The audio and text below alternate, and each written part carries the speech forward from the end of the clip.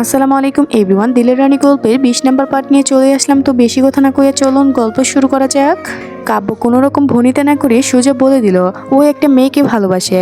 তৌকির চৌধুরী স্বাভাবিকভাবেই বিষয়টা নিলেন। একজন একজনকে ভালোবাসতেই পারে, স্বাভাবিক। আর তার ছেলে যে স্ত্রী অস্বীকার করতেছে এটাও সে খুশি।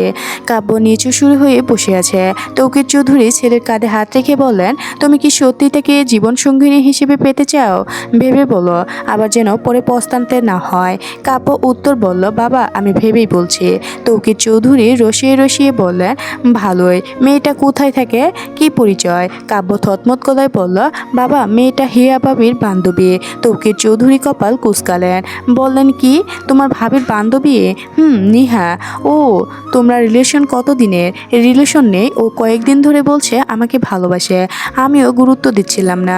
আজকে ভাবির সাথে দেখা করতে এসেছিল, তখন আমাকে বলল ওর নাকি বাসায় বিয়ের চাপ দিচ্ছে।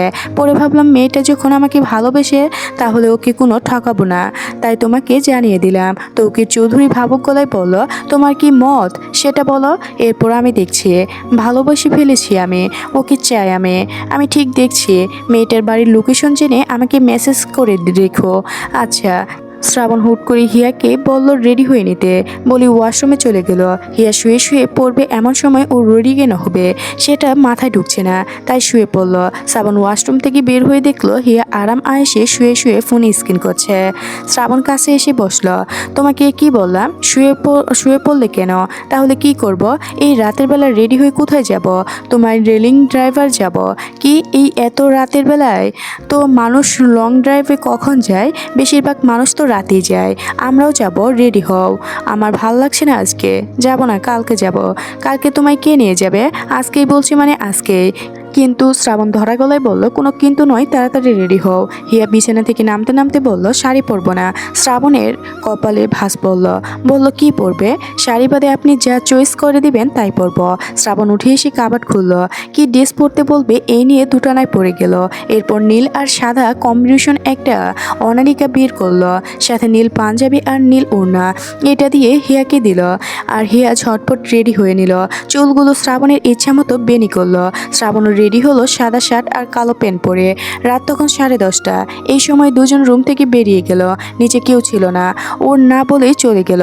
ও শুধু ধারোয়ানকে বলে গেল, শ্রাবণে একটা বড়সড় মেলার মধ্যে হিয়াকে নিয়ে গাড়িটা পার্কিং জায়গায় রেখে লক করে হিয়াকে নিয়ে ভিতরে ঢুকলো। হিয়া তো মহা খুশি, এই খুশির শেষ নেই। অনেক বছর পর এরকম মেলার মধ্যে যাওয়া হয়নি ওর। শ্রাবণটার হাতটা শক্ত করে ধরে আছে। হিয়া এটা সেটা কত কিছু দেখছে। সবার সামনে প্রথমে পল্লব ফুচকার স্টল। শ্রাবণ আজ নিজে থেকে বলল, বোজান ফুচকা খাও। হিয়া আর কি কোনো কথা না বলে সাথে সাথে স্টিল সামনে গিয়ে দাঁড়িয়ে বলল, মামা ফুচকা দেন। ফুচকাওয়ালা খাওয়া শেষ করে শ্রাবণ হিয়াকে নিয়ে মেলাটা ঘুরতে ঘুরতে লাগলো। হিয়াকে হাওয়াই পিঠাই কিনে দিল, এরপর আবার কুলকি আইসক্রিম কিনে দিল। ঘোরাঘুরি শেষে শ্রাবণ হিয়াকে নিয়ে গাড়ির কাছে এলো। দুজনে উঠে বসলো। হিয়া অনেকটাই ট্রাট হয়ে গিয়েছে। শ্রাবণ পানির বোতল এগিয়ে দিয়ে বলবো, অল্প পানি খেয়ে হিয়া সিটে হেলান দিয়েই রইল। ঠান্ডা ঠান্ডা ওয়ালেট, হিয়া ঘুম পড়েছে। শ্রাবণ একটা জায়গায় গাড়ি থামালো। হিয়া এই ঘুম জ্বালানো মুখ স্ত্রীত্বর দিকে তাকিয়ে রইল। চোখ ফিরাতে ইচ্ছা করছে না। শ্রাবণ ফোন বের করে হিয়ার দুটো ছবি তুলে রাখলো। এরপরই হিয়া সজাগ হলো। শ্রাবণকে তাকিয়ে থাকতে দেখে অবাক হলো। আবার গাড়ি থেমে আছে দেখে তাও অবাক হলো। শ্রাবণ তৎক্ষণাৎ গাড়ি স্টার্ট দিল, ছুটে চললো বাড়ির দিকে। হিয়া বলল, এতক্ষণে কি করছিলেন? তোমাকে কি তাকিয়েছিলাম? ও, একটু তাড়াতাড়ি চলুন তো। যাচ্ছি তো। আর কত তাড়াতাড়ি যান? আর আরও তাড়াতাড়ি যান। শ্রাবণ সন্দেহ দৃষ্টিতে তাকিয়ে বলল, কি হয়েছে বলো তো? হিয়া মাথা নাড়িয়ে বলল, কিছু হয়নি বলেই পেটের মধ্যে হাত গুজে নিল। শ্রাবণের সামনের দিকে দৃষ্টি নিয়ে বলল, বাহিরের জিনিস খেয়ে পেটে মুচুর দিয়েছে নাকি? হিয়া হেসে বলল, তেমন কিছু না। রাত 3টার দিকে শ্রাবণ যখন গভীর ঘুমে, হিয়া চোখ তখনও ঘুমায়নি। খিদে পেয়েছে। মেলা থেকে বাড়িতে এসে হেসে হিয়া দুবার বমি করেছে। একেবারে তো এত জিনিস খাওয়া ঠিক হয়নি। এখন পেটটা খালি, তাই ঘুম আসছে না, কেমন হাঁসফাঁস করছে। পেটে খিদে থাকলে কি ঘুম আসে? হিয়া শ্রাবণকে একটু একটু করে খোঁচা দিচ্ছে। শ্রাবণ নড়চড়ে উবু হয়ে শুয়ে পড়ল। হিয়া শ্রাবণের পিঠে মাঝখানে হাত পাকা করে শুয়ে পড়ল। শ্রাবণ ঘাম জোড়ানো কণ্ঠে বলল, অমন করছো কেন? বিছানা থেকে ফেলে দিব কিন্তু। হিয়া শ্রাবণের কানের কাছে মুখ নিয়ে এসে শুধরালো। শ্রাবণ বলল, কি হয়েছে? হিয়া উত্তরে বলল, আবার জিজ্ঞাসা করুন তাহলে বলবো। শ্রাবণও বলল, রাত কয়টা বাজে দেখেছো? ঘুমাও। না ঘুমাবো না। কেন, কি হয়েছে? দিয়েছে, বেশি জ্বালাতন করলে কিন্তু ঘুমাতে দেব না। হিয়া শ্রাবণের কানের কাছে ফিসফিস করে বললেন, শুনেন না। শ্রাবণ হালকা মাথা তুলে নরম গলায় বলল, খিদে পেয়েছে? শ্রাবণ উঠে বসতে বসতে বলল, জানি তো খিদে পাবে, থাকো আসছে। শ্রাবণ রুম থেকে বেরিয়ে গেল। হিয়া শুয়েই রইল। শ্রাবণ কিচেনে এসে হাতের কাছে যা পেল তাই নিয়ে গেল। চকলেট, বিস্কুট আর ফ্রিজ থেকে আইসক্রিম বের করলো। সেগুলো নিয়ে হাঁটা দিল সিঁড়ির দিকে। তৌকির চৌধুরী আবার পানি নিতে নামতে এসেছিল। রুমে পানি শেষ হয়ে গিয়েছে। তিনি শ্রাবণের হাতে খাবার দেখে মুচকি হেসে বললেন, বাহ, তোমাদের ভালোবাসা যত দেখছি ততই অবাক হচ্ছে। শ্রাবণ হালকা হেসে একটা চোলকে তার বাবার হাতে দিয়ে বলল, আম্মুকে দিও, খুশি হবে। আসিয়ে বলেই চলে গেল। পিছনে তৌকির চৌধুরীর কথা শোনার অপেক্ষাও করলো না।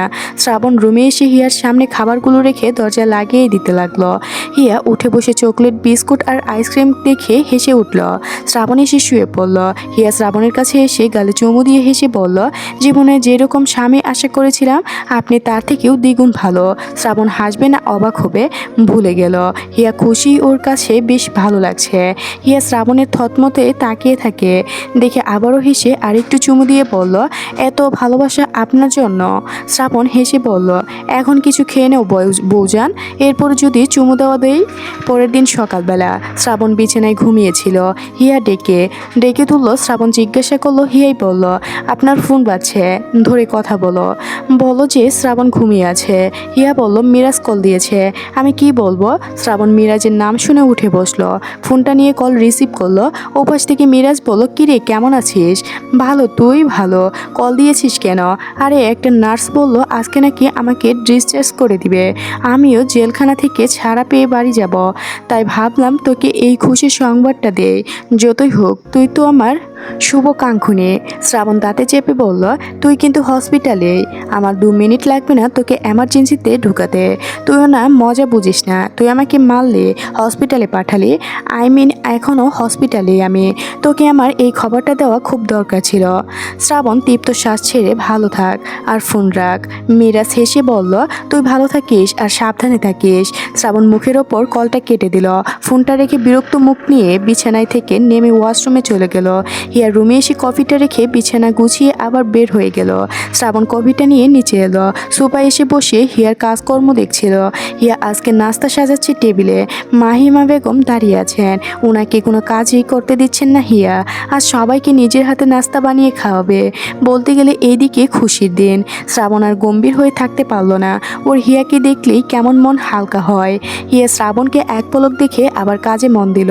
শ্রাবণ হাই তুলে হিয়াকে বলল, মিসেস চৌধুরী, আজ কিন্তু কি একটা চৌধুরী সাহেবের দিকে তাকানো যায় না। হিয়া মুচকি হাসলো।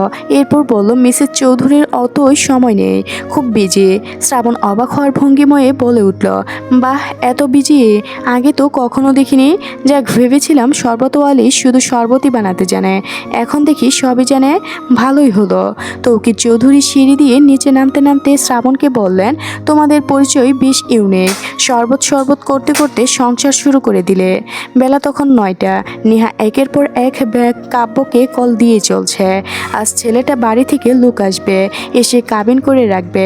নেহার মনে হচ্ছে ও আর কাব্যকে পেল না, তবুও অনেকটা জোর দিয়ে কাব্যকে কল করছে। যদি এর মাঝে কাব্য কিছু একটা করে। এইদিকে কাব্য ফোনটা রেখে নিচে নেমে এসেছিল। এরপর রিংটোন পেয়ে ফাহিমা বেগমকে উপরে পাঠায় ফোন আনতে। তিনি ফোনটা নিয়ে আসেন কাব্যের কাছে। কাব্যে ফোনটা নিয়ে দেখলো নেহা কল দিয়েছে, রিসিভও করলো। কাব্য বলল হ্যাঁ বলতেই ওপাশ থেকে নেহা অস্থির কণ্ঠে বলল, আপনি ফোন কেন ধরছিলেন না? কখন থেকে কল দিতে যাচ্ছে? কি হয়েছে বলো? আমি আপনাকে বলেছিলাম না আমার বাসা থেকে বিয়ের চাপ দিচ্ছে। আজকে ছেলে বাড়ি থেকে লোক আসবে, কাবিনও করে রাখবে। কি করব এখন আমি? কাব্য নেহার মন বুঝতে পারল। বলল, কি করবে? বিয়েটা করে ফেলো। নেহা কেঁদে কেঁদে বলল, আপনি জানেন না আমি কি চাই? জেনেও কেন বিয়ে করতে বলছেন? আমি আপনাকে চাই, অন্য কাউকে চাই না। কাব্যের মুখের কোণে হাসি ফুটে উঠল। সাথে সাথেই বলল, এত হাইপার হইও না। ছেলে বাড়ির লোক কখন আসবে? দুপুরের পর। ঠিক আছে, তুমি চিন্তা করো না, এটা নিশ্চিন্ত থাকো, আমরাই হবে। কাব্য নেহার সাথে কথা বলে তৎক্ষণাৎ তার বাবাকে জানিয়ে দিয়েছে। তৌকির চৌধুরী কথা বলতে বলতে হতদন্ত হয়ে শ্রাবণের কেবিনে এলেন। শ্রাবণ ছোট ভাইয়ের জন্য চলে গেল নেহাদের বাড়ি। বিকাল তখন 3টা। শ্রাবণ আর তৌকির চৌধুরী নেহাদের বাড়ির ঝামেলা শেষ করে অফিসে চলে গেলেন। কাব্যকে জানিয়ে দেওয়া হলো চিন্তা করতে না করতে সব ওরা সামলে নিয়েছে। আর দ্বিতীয়ত কাব্য সুস্থ হলেই বিয়ে। হিয়াও এতে কিছু জানতো না। শ্রাবণ অফিসে আসার পথে জানিয়ে দিয়েছে, সাথে সাবিহা চৌধুরীকেও। সাবিহা চৌধুরী আর হিয়া মিলে কাব্যকে প্রায় জ্বালিয়েই মারছে। দুজনের খেপাচ্ছে ছেলেটাকে। যখন যে ওর সামনে যাচ্ছে তখনই বলে যাচ্ছে। সন্ধ্যার পর অফিস থেকে তৌকির চৌধুরী আকাশে ফিরলেন। হিয়া ড্রয়িং রুমে বসেছিল। শ্রাবণকে আসতে না দেখে ওইখানে বসে মেসেজ দিল, আপনি কোথায়? বাবা আসলো, আপনি এলেন না, আসবেন কখন? শ্রাবণ মেসেজের নোটিফিকেশন দেখে ফোনটা হাতে নিল। হিয়া মেসেজ দেখে ফোনটা গাড়ির ডিস্কে রেখে দিল। রাত তখন 9টা। হিয়ার ব্যালকনিতে বসে বই পড়ছে আর বারবার ফোনটা নিয়ে মেসেজ চেক করছে। শ্রাবণ এখনও আসেনি। আর এই পর্যন্ত না কোনো মেসেজ দিয়েছে, না কোনো কল। তার হুট করে কি হয় আল্লাহ জানে। তবে আজ আসুক, এবার মজা বুঝবে। কাজ থাকতেই পারে, তাই বলে কি একটা মেসেজ দেওয়া যেতে পারে না? এতই বিজি। হিয়া কিছুক্ষণ ব্যালকনিতে বই পড়ে রুমে এসে রেলিং টেবিলে বসলো। আধা ঘন্টার মতো পড়াশোনা করে বিছানায় এসে শুয়ে পড়লো। রাত 10টা। রাতের খাবারটাও খায়নি হিয়া, ওইভাবেই শুয়ে আছে। যেই যে সকালে শ্রাবণকে দেখেছিল আর দুপুরে একবার কল দিয়ে দেখেছে কিনা খোঁজ খবর নিল না, আর কোনো খোঁজই নেই। হিয়া উঠে বিছানা থেকে নামলো। দরজা খুলে চলে গেল কাব্যর রুমের দিকে। কাব্য বিছানায় হেডবুটে হেলান দিয়ে বসে ল্যাপটপে কি যেন করছিল। হিয়া দরজার সামনে দাঁড়িয়ে বলল, ভাইয়া আসবো? কাব্য হিয়ার দিকে তাকিয়ে বলল, এসো ভাবি, বলার কি আছে? হিয়া ভিতরে ঢুকে বলল, আপনার ভাইকে একটু কল দিন তো, এখনো বাড়িতে আসেনি। কাব্য ল্যাপটপ কুল থেকে নামিয়ে ফোন দিয়ে শ্রাবণের নাম্বারে কল দিল। রিং হলো কিন্তু ধরল না। আরও দুবার কল দিল, তাও ধরল না। হিয়া বলল, ধরছে না তাই না? হয়তো কোনো কাজে আছে। আর তাহলে আর কি, যদি কল ব্যাক করে বলবে তাড়াতাড়ি চলে আসতে। আচ্ছা। হিয়া চলে এলো রুমে। ব্যালকনি খুলে দেখলো ঝিরিঝিরি বৃষ্টিও নেমেছে। নিচের দিকে তাকিয়ে দেখলো শ্রাবণের গাড়িটা এসেছে কিনা, কিন্তু কোনো গাড়ি দেখতে পেল না। তাই রুমে ফিরে ব্যালকনির দরজা লাগিয়ে দিল। এরপরে এগিয়ে এসে বিছানায় শুয়ে পড়লো চাদর মুড়ি দিয়ে। এর একটু পরে শ্রাবণ বাড়িতে ফিরে এলো। পুরো ড্রয়িং রুমে চোখ বুলিয়ে সিঁড়ি বেয়ে উপরে চলে এলো। কাব্য রুমে ঢুকলো। কাব্যর সাথে কথা বলে রিয়াকে কল করতে বলল। কাব্য রিয়াকে কল দিয়ে ফোনটা শ্রাবণের কাছে দিল। রিয়া বলল, কাব্য ভাইয়া কেমন আছো? আমি কাব্য না, শ্রাবণ বলছি। ও ভাইয়া, ভালো আছো? শোন, যার জন্য কল দেওয়া। হ্যাঁ বলো না। কালকে তোর মা বাবাকে নিয়ে আমাদের বাড়িতে আসিস তো, কোনো দরকার? ঠিক আছে, যাব। শ্রাবণ ফোনটা কাব্যকে দিয়ে বের হলো। নিজের রুমে ঢুকে দেখলো হিয়া শুয়ে আছে। শ্রাবণ সেই দিকে তাকিয়ে স্যুটটা খুলে সোফায় রাখলো।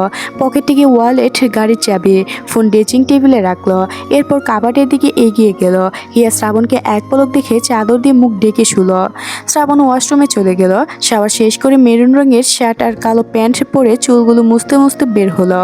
হিয়ার পানে তাকিয়ে দেখলো এখনও উঠেনি। তাহলে বেশ রাগ করে আছে বোঝাই যাচ্ছে। শ্রাবণ টোয়ালে রেখে বিছানায় গিয়ে হিয়ার পাশে এসে বসলো। হিয়াকে ঘেঁষেই বসেছে। হিয়া বুঝতে পেরেছে পরেই নড়ে চড়ে গেল। শ্রাবণ আরেকটু ঘেঁষে বসলো। হিয়া যেতে সরিতে যাবে ঠিক তখনই শ্রাবণ হিয়ার ওপরে গা এলিয়ে দিল। হিয়া নড়তেও পারছে না, আবার চাদরও সরাতে পারছে না। শ্রাবণ 5 মিনিটকে এভাবে থাকার পরে হিয়া না পেরে বলেই উঠল, সরুন না, দম বন্ধ লাগছে। শ্রাবণ উত্তরে বলল, লাগুক, আরও লাগুক।